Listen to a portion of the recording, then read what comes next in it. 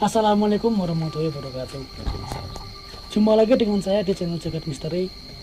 Channel yang membahas misteri, mistik, hal di luar nalar yang ada di jagat dunia ini. Sebelum ke pembahasan, jangan lupa yang belum subscribe, like, comment, and share. Jangan lupa aktifkan notifikasinya biar tidak ketinggalan video berikut dari kami. Oke, sekarang saya ditemani dengan Mas Yono. Sehat, Mas? Alhamdulillah sehat. Di sini Mas Yono akan berbagi pengalamannya pribadi tentunya yang pernah Mas Yono alami di waktu dulu pastinya. Oke Mas, waktu dan tempat saya persilakan. Baik, assalamualaikum warahmatullahi wabarakatuh. Waalaikumsalam. Kali ini saya akan menceritakan pengalaman pribadi saya sendiri dan saya langsung alami. Jadi cerita ini berawal dari waktu saya masih jadi pelajar sekitar tahun 2003. Tapi bukan pelajar sekolah ya, tapi udah masuk pendidikan kelanjutan. Nah, saya itu waktu belajar itu indekos di Salatiga ya. Nah, berawal dari indekos itu memang pertama saya mencari tempat indekos yang dekat dari tempat saya belajar. Kebetulan di salah satu daerah itu ada tempat kos, cuman orang-orang beranggapan kok tempat kos itu kok terlalu katanya menakutkan, horor. Nah, tapi saya nggak memperdulikan hal itu, sebab kebetulan tempat kos itu sendiri adalah yang punya adalah bapaknya temanku sendiri. Lah berawal dari itu saya memutuskan untuk kos di situ, dan memang waktu pertama kali masuk di tempat kos itu memang aura mistisnya itu kelihatan banget, sebab tempat kos itu gedung yang istilahnya bangunan Belanda. Tahu sendiri bangunan Belanda itu kan kebanyakan mempunyai cerita-cerita misteri yang terpendam gitu. Nah, pengalaman misteri yang pengalaman horor yang saya alami waktu itu adalah ya memang nggak sengaja. Suatu malam saya itu kan tidur, kebetulan saya itu satu kamar itu berdua, saya dengan temanku itu yang kebetulan seorang anggota polisi. Kami udah tidur. Waktu tidur itu saya itu bermimpi ya, setengah tidur, setengah kayak orang itu biasa dalam pas antara tidur dan tidak. Tapi yang jelas saya itu menurut saya itu udah tidur. Lah pas tidur saya itu bermimpi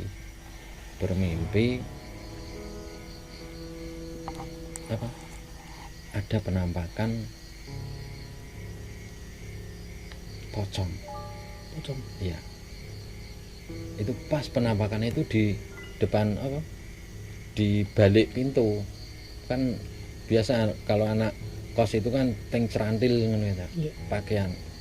Lah pas saya itu kan pas tidur kok ada penampakan pocong. Pas saya bangun melek itu, saya langsung lihat, ternyata mimpi itu bukan hanya sekedar mimpi, memang benar ada penampakan berupa makhluk halus yang dikatakan orang lain makhluk, tapi berupa pocongan. Dan itu saya itu langsung kalau bahasa Jawa ini temanggungan. Saya ngelihat tak pandelenging, saya lihat terus, cuman yang bikin saya lebih takutnya tuh, si pocong itu wajahnya itu hitam, jadi terlihat jelas banget wong lampu itu dalam keadaan nyala kok. Kalau saya itu tidur kan jarang istilahnya gelap gitu, jadi nyala. Begitu saya lihat, saya mimpi tapi nyata. Kok semakin saya pandang, pocongnya itu malah nyengingis. tertawa gitu, meringis. Enggak ada suara, cuman nyengir. Walaupun wujudnya hitam, tapi saya yakin dia itu kayak guyu, ketawa, nyengir gitu. Ya saya itu semakin perasaan mau teriak bangunin teman juga belum bisa, saya hanya bisa memandang wajah pocongan tadi. Semakin aku pandang tambah nyengingis. Akhirnya saya itu sambil perasaan yang enggak karuan ya, wong enggak pernah lihat yang hal-hal yang kayak gitu.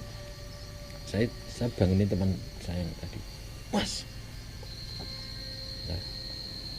Griga," langsung ono bu, ngos-ngosan kan, lihat gitu ngos-ngosan. Nah akhirnya dalam ono apa, saya belum berani jawab, belum berani mengatakan bahwa saya itu lihat penampakan pocong itu tadi. Tapi saat Mas bangunin teman itu langsung hilang. Saya itu langsung ono apa, saya langsung selimut lagi, kerubut. Nah kerubut tapi dalam keadaan masih penasaran, takut, campur baur lah. Nah akhirnya ono apa enggak, serana apa mas, turun nah, akhirnya tidur lagi. Ya masih agak lama sih, wong saya jeneng wong takut kok. Lah pas paginya baru saya cerita sama teman-teman, ternyata pengalaman teman-teman yang ada di kos itu kebetulan sama, hampir semua itu pernah istilahnya melihat penampakan. Ya dalam arti mungkin itu menurut saya pribadi, mungkin itu bentuk pengenalan penghuni tempat kos itu kepada penghuni yang baru masuk. Dan setelah saya cerita itu, ternyata teman saya yang kebetulan dosen salah satu perguruan tinggi Islam negeri di Salatiga itu juga punya pengalaman, pas itu juga cerita punya pengalaman sendiri tentang istilah pengalaman horor lah. Nah temanku yang orang Pekalongan itu cerita, saya juga pernah pas Jumat tidur jam 11-an ya kan, itu masuk waktu Jumat, dia malah ketiduran. Nah pas tidur itu pun menurut teman saya itu tadi juga dipan itu kayak di gorok-gorok lah nak bahasa Jawa nih, di gorok-gorok. Kaget bangun, begitu bangun itu dia melihat temen juga yang dosen Stein juga itu lihat, duh namanya kan ya itu kan temennya, duh kamu tahu, iya dia udah nongkrong di samping bantal itu, melihat, duh kamu lihat, iya. Tapi begitu tidur lagi, temen tuh tidur lagi, tapi pas kok padahal pintu aku kunci, pintu kamar aku kunci, kok bisa masuk itu. Nah jadi pertanyaan. Akhirnya pas bangun baru tanya lagi, kamu tadi masuk kamarku? Enggak, mau nganu. Loh, akhirnya apa ya, temanku tadi juga bingung, padahal kamar saya dikunci, dan kok tiba-tiba kok dia muncul di samping, udah duduk pas habis dipani diuruk-uruk tadi. Nah tapi akhirnya setelah dikonfirmasi sama teman yang muncul di situ tadi, ternyata dia nggak di situ. Maaf Bang, tadi kan ditanya ya itu yang duduk sebelahnya, itu ikut menjawab. Ya coba mau dijawab, ya gitu. Oh kamu, iya. Udah gitu aja. Jadi langsung tidur lagi. Tapi begitu bangun, ini kok tak kunci. Lah, masuk dari mana? Lah itu baru ngeh. Itu baru ngeh. Dan waktu kita cerita itu ternyata pengalaman horor yang dialami teman-temanku sama juga. Itu di situ kan banyak sekali yang kos itu antara orang pelajar, guru, dosen, polisi, itu kan kebetulan di situ banyak sekali gitu. Dari situ ada 2 dosen yang tinggal di situ. Nah yang satunya lagi, yang dosen satunya itu kamar paling depan pojok, itu sama juga pengalaman misteri. Nah itu kan pas malam-malam, kalau itu malam itu kan ketiduran kebetulan pintu itu kan nggak nutup rapot, jadi ada celah gitu loh, iseh masih buka sedikit itu loh. Itu sama pas kita cerita ternyata nggak cuman aku saja yang mengalami hal gitu, ternyata banyak teman yang pernah mengalami hal-hal serupa. Dan yang ini lebih menakutkan lagi, yang temanku yang satunya itu orang Banten itu ketiduran. Nah pas tidur itu dia juga bangun, begitu bangun kok ada suara ngek, kayak pintu buka itu loh, buka. Kaget melihat sama penampakan pocong, cuman pocongnya itu 2, satu besar satu kecil. Yang satu itu bawa tikar yang buat biasanya kalau kan buat ngelipet itu, satu itu bawa itu. Dia juga nggak bisa ngomong, ngelihat kayak gitu dia mandangin terus, semakin dipandangin semakin mendekat. Nah yang mendekat ke depan pas tidur itu dia ngelongok gini. Jadi posisi tidur itu temanku itu juga baca sebisa-bisanya. Semakin kita baca, ternyata si pocongnya itu tambah mendekat. Wah, hilang loh kan. Wis didongani, kok ora hilang. Wah, iki piye? Makin istilah takut. Bayangkan dua makhluk halus yang berupa pocong deketin, ngelongok gini. Pas kita tidur gini, ngelongok gini. Saya nggak bayang, wong saya yang tadi agak jauh aja udah kayak gitu. Itu kok semakin dibaca-bacain, berarti podongnya kurang mati. Mungkin begitu, bingung cari doa apa yang mau sebisa-bisanya, baca sebisa-bisanya doa, nggak hilang. Nah akhirnya diambil tarik napas, menenangkan diri. Setelah dalam posisi takut, dalam posisi kita pun mungkin ibaratnya sebisanya kan, padahal dia enggak wis macak iki kok hilang, akhirnya dia tenang. Akhirnya dia baca ayat kursi dengan kondisi yang pikiran tenang, hati tenang, dan alhamdulillah begitu dia selesai itu pun ikut hilang. Itu pas mendekatnya itu kelihatan nggak jalannya atau ngambang atau ya nggak tahu gitu jenis kayak gitu, mungkin kayak, jadi nggak, kemungkinan kan biasanya kalau penampakan pocong kan yang ancur gitu kan, loncat tapi kan itu cuman kayak gitu lah. Yang bikin ketawa kan walaupun dalam keadaan takut, itu sudah takut tapi cuman kita baca doa, semakin dibacakan doa, nah itu yang semakin ngelongok ke depan gini. Bayangkan keringat pasti keluar. Saya bayangkan sendiri kalau wah, akhirnya juga apa itu tadi, akhirnya dengan ketenangan dibacain doa, walaupun dengan dia itu baca ayat kursi tapi dengan kondisi yang beda, dalam artian dia lebih tenang, lebih memfokuskan dengan doanya itu tadi, ya alhamdulillah juga hilang. Itu posisi pocong itu yang dekat cuma satu padahal Ya dua, langsung dua gitu. iya dua, yang kelongok itu yang kecil. Jadi yang kelongok itu menurut temanku itu yang kecil. Jadi semakin deketin wajahnya ke wajah kita, bayangkan kan, wah kayak apa rasanya gitu. Tapi itu wajahnya seperti yang Mas Yono lihat.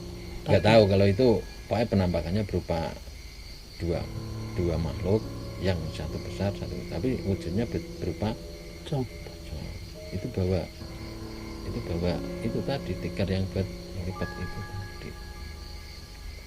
Dan banyak yang apa pengalaman penghuni kos itu yang diceritakan. Saya juga pernah gini pas tengah malam ada jendela itu kayak ada yang notok gitu, tapi begitu dilihat gak ada. Tapi dalam hal ini sebetulnya kita bisa mengambil pelajarannya bahwa dalam setiap tempat, setiap tempat yang kita datang baru itu mungkin ya itu lagi, kalau saya pribadi itu salam perkenalan.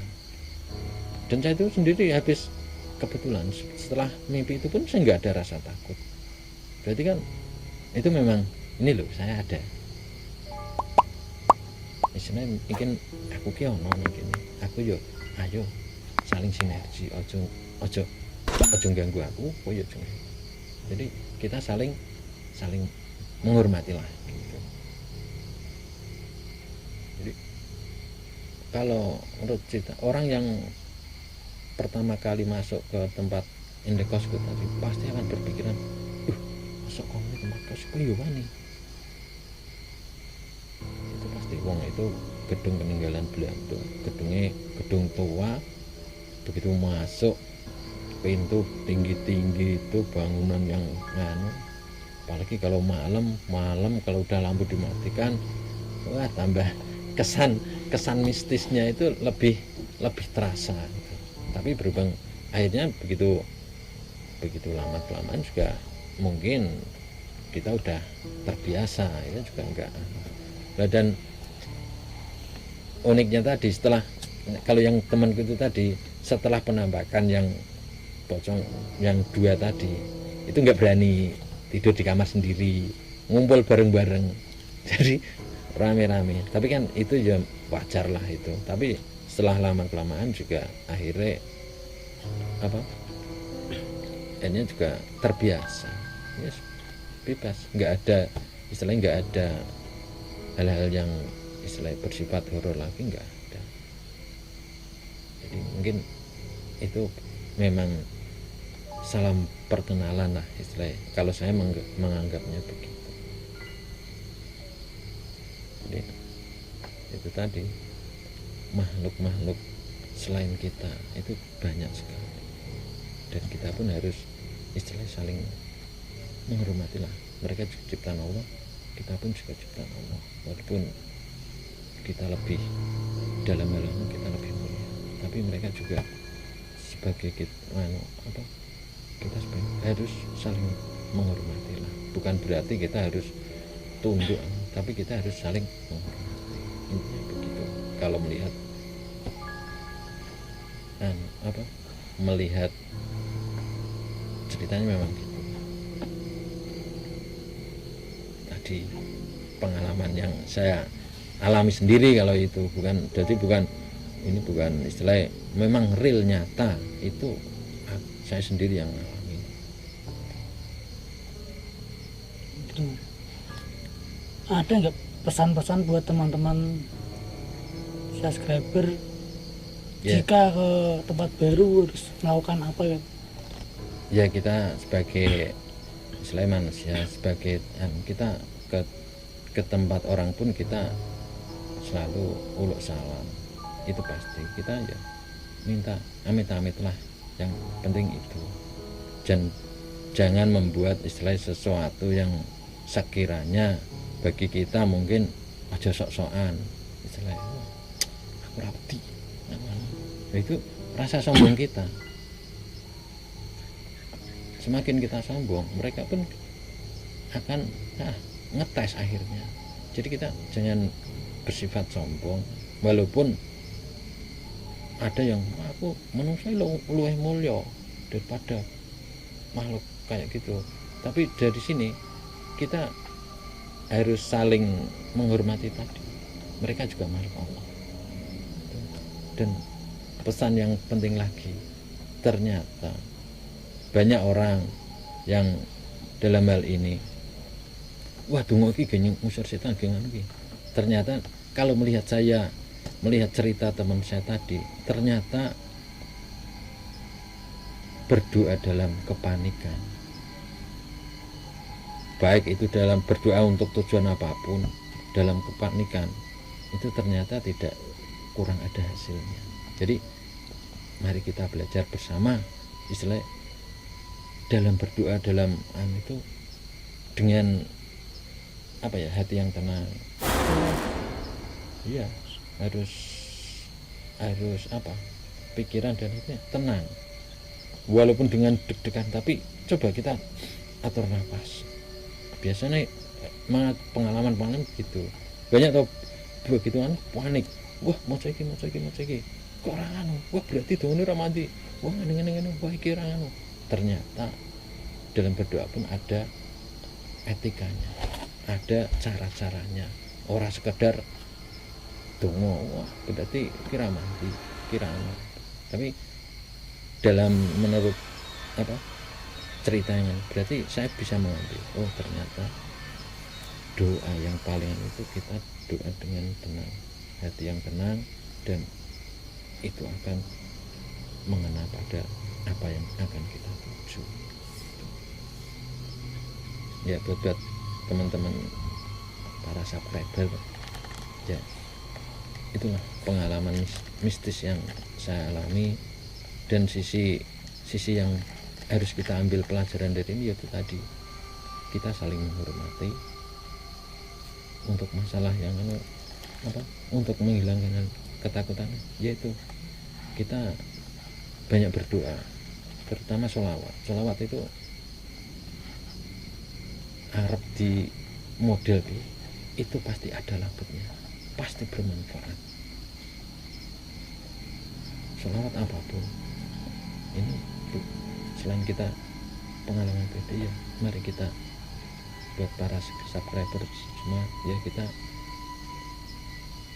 belajar mengendalikan pikiran untuk menghadapi segala sesuatu, dan itu memang real, nyata. Dengan keadaan tenang pasti apapun akan kita bisa mengatasinya. Perbanyak sholawat, itu yang penting. Sholawat apapun ya, yang paling ringkas ya, paling gampang ya, Allahumma sholli ala sayyidina Muhammad wa ala sayyidina Muhammad. Itu perbanyak sholawat, dan itu aja. Oke Mas, terima kasih atas pengalamannya yang Mas alami dulu waktu di kos Mas. Iya, kos. Itu salah kos di sekitaran Salatiga, dekat kok dari pusat kota itu, pas pusat kotanya. Oke teman-teman, intinya itu tadi, pesan dari Mas Ano adalah berdoalah dengan hati dan pikiran tenang. Hati, pikiran tenang, itu bisa mengatasi segala masalah. Oke, saya akhiri. Tonton terus video dari kami. Jangan lupa yang belum subscribe, like, komen, dan aktifkan notifikasinya biar nggak ketinggalan video-video selanjutnya dari kami. Saya akhiri, wassalamualaikum warahmatullahi wabarakatuh. Salam.